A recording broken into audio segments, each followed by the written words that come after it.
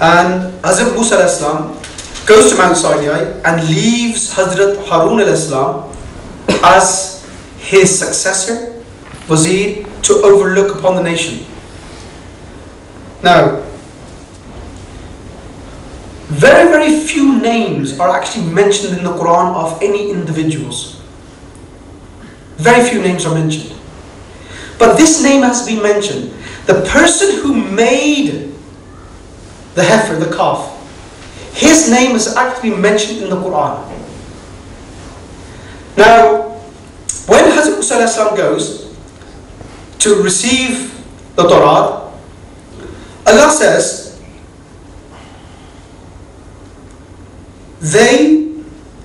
verily we have tried. Allah is addressing Moses, that Hazrat Musa, you have come to me, but what's happened behind you is that we have tried thy people. Your people have been tested whilst you were with me, and in your absence. Now the name and the Samari had led them astray.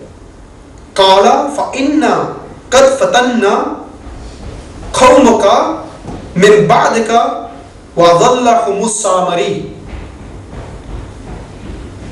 Allah says that verily we tried your people in your absence, and the Samari has led them astray. So as Musa returns unto the people, angered and sorrowful, and he, O my people, did not your Lord promise you a goodly promise? I went away to receive the Torah, and Allah promised you a good promise. And that promise seemed long to you? Only 40 days was long for you?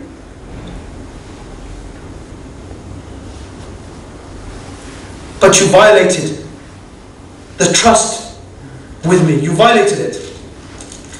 And then, قَالُوا مَا أَخْلَفْنَا مَوْعِدِكَ.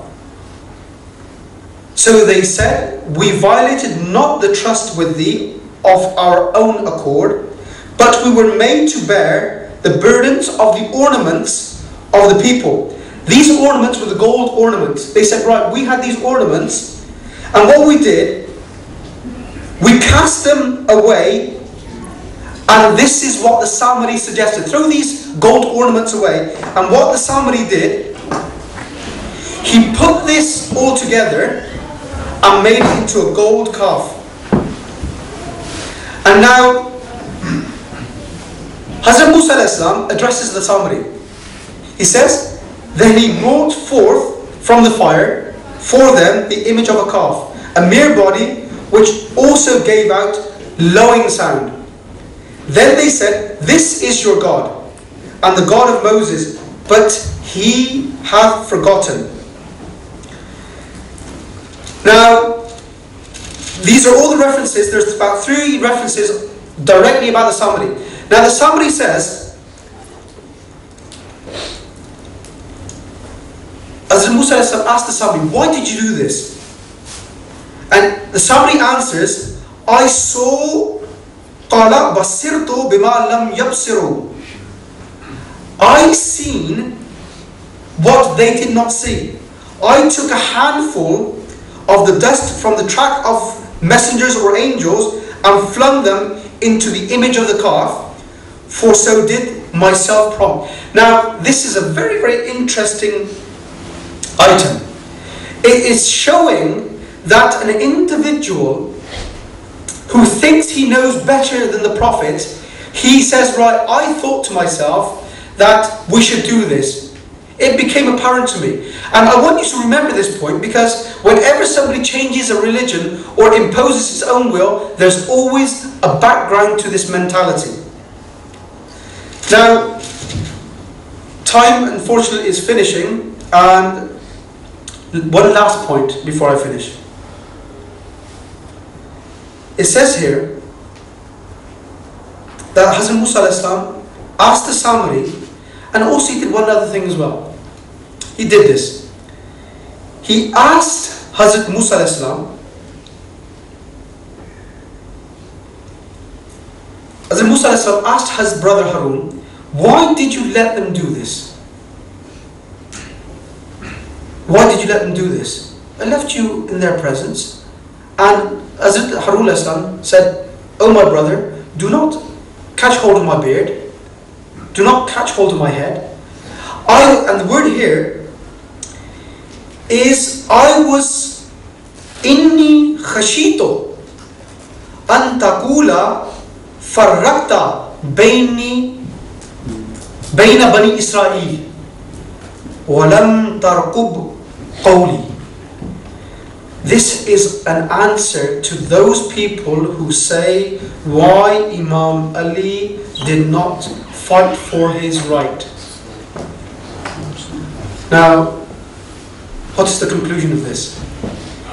The conclusion is this.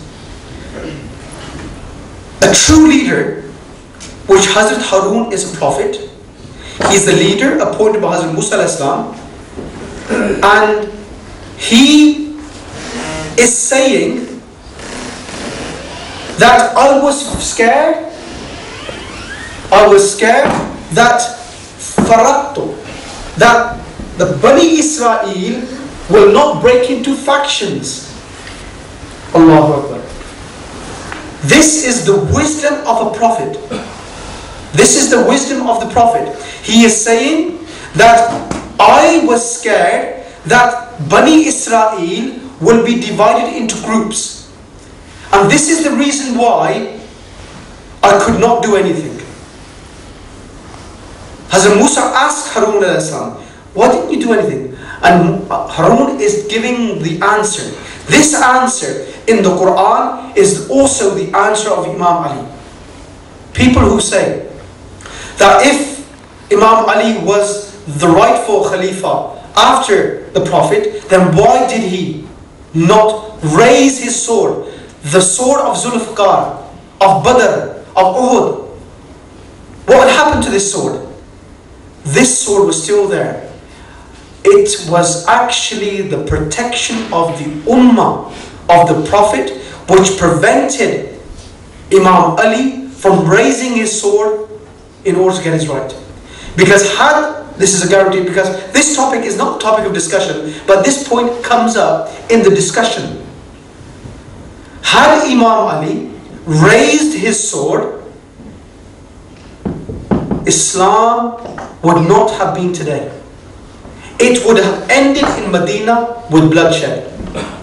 Because the Sunni ulama have also written that the time immediately after the Prophet was a time of great turbulence, of great hardship on the Muslims, because people were claiming to be prophets. And had Medina broken into a civil war, the markaz, the center of Islam, people who had been newly converted to Islam would have said, if this is Islam, then we have nothing to do with Islam. They would all become murtad. And murtad they did become. And murtad they did become. Apostates. People left Islam